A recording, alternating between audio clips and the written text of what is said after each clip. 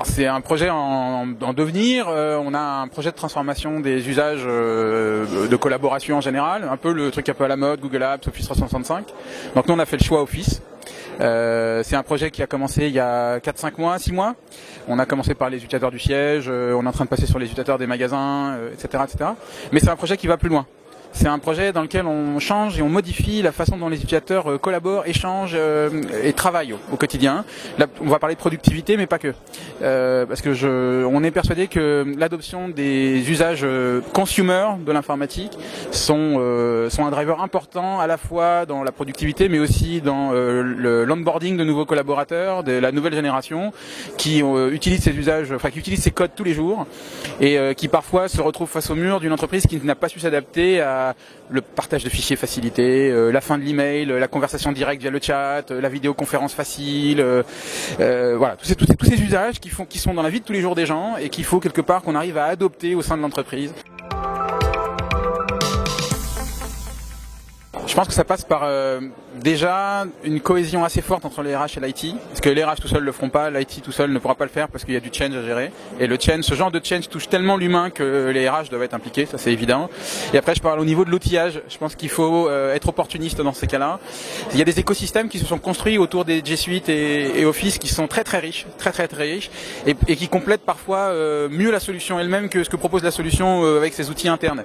Et il faut pas avoir peur, je pense, d'aller toujours avec un principe d'intégration, hein. Le but c'est pas de créer des silos, hein, d'avoir un outil qui travaille tout seul d'un côté et un autre tout seul de l'autre. Non, il faut que ça s'intègre et il faut que ça tourne autour de l'identification de l'utilisateur. C'est mieux moi je pense que le SSO, l'identification unique, c'est un truc primordial.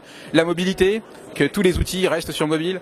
Je disais il y a pas longtemps à quelqu'un, si l'outil que vous scopez, que vous avez en cadrage n'a pas d'outil mobile, pas de chocolat quoi. C'est pas la peine de regarder, c'est un signe de maturité. Au-delà de la nécessité de l'avoir, c'est un signe de maturité. Donc voilà. Donc l'outillage est hyper important. Donc je dis les RH, enfin la synchro RH IT, l'outillage, je disais derrière. Et après je pense la communication. C'est con mais c'est un outil en fait la communication. C'est un outil auquel parfois on délaisse. En amont peut-être pas à la fin mais dès le début du projet. Ouais mais je pense que justement si on crée une plateforme collaborative, c'est quand même dommage de ne pas utiliser cette plateforme pour communiquer. Et moi, je pense directement à un outil que les gens ont du mal à voir s'intégrer dans l'écosystème de l'entreprise, c'est le social network, le réseau social d'entreprise. C'est un des codes les plus forts. C'est un réseau social, c'est, je sais pas, vous avez votre gamin là, quand il a sa page Facebook là, il passe des heures à scroller et il s'arrête sur une news sur 40 quoi. Ben c'est comme ça le modèle aujourd'hui. Et c'est ce genre de modèle sur lequel il faut qu'on adapte. Je pense que le collaborateur n'a pas de problème à recevoir beaucoup d'infos et à être maître, mais il faut quelque part lui donner les bons outils visuels et collaboratifs pour qu'il retrouve les mêmes codes. Enfin, les barrières entre le personnel et le professionnel sont de plus en plus fines.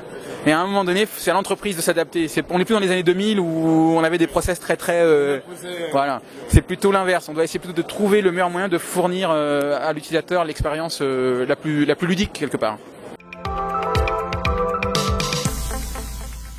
Déjà, moi je pense que casser l'inertie de l'email, l'histoire que l'email devienne en fait une pile à tâches, ça je trouve ça horrible moi.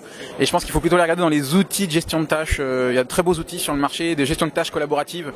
Il y a même quelques Français qui font des trucs super sympas, genre Azendoo, pour en citer qu'un.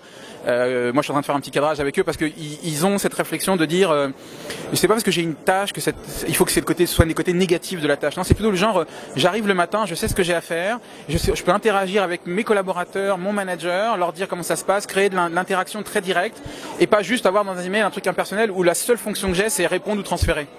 Alors, on connaît parce qu'on utilise aussi nous. Bah voilà. Donc du coup voilà, c'est tout fait le genre d'outil où je pense dès qu'on rentre cette brique dans l'entreprise, on crée une nouvelle façon de concevoir la collaboration et la productivité. Et voilà. Donc moi nous ce qu'on a tué l'inertie de l'email en mettant des outils qui vont compenser et rendre meilleure l'utilisation. Et moi je pense aussi un point aussi que les gens auxquels ne pensent pas. Et je suis très friand de ça, la dotation informatique. Je pense qu'un collaborateur avec une bonne dotation informatique, un PC plutôt un ultrabook léger, sur lequel la compagnie va mettre 150 ou 200 € de plus que le PC basique qu'on lui a offert, etc. Le fait de donner des outils pour la collaboration du type des petits microphones portables qu'on peut brancher à un téléphone portable pour faire des conférences dans une petite salle parce qu'on n'a pas les moyens d'avoir 40 salles de réunion, etc. Typiquement le genre d'investissement minimum qui rendent les gens plus productifs et qui les rentrent dans le moule et qui vont ancrer dans la révolution qu'on est en train de mener. En fait, je vais donner la règle numéro 1, qui doit être la règle numéro 1 de tous les projets de digitalisation aujourd'hui, la sécurité informatique. Je pense que c'est la première brique. En fait, j'ai une très belle conférence là, avec un Israélien qui interviewé également hier. Voilà, qui expliquait l'asymétrie de la sécurité informatique, c'est que un responsable, un RSSI, il doit tout sécuriser, un hacker, il doit trouver un trou pour entrer.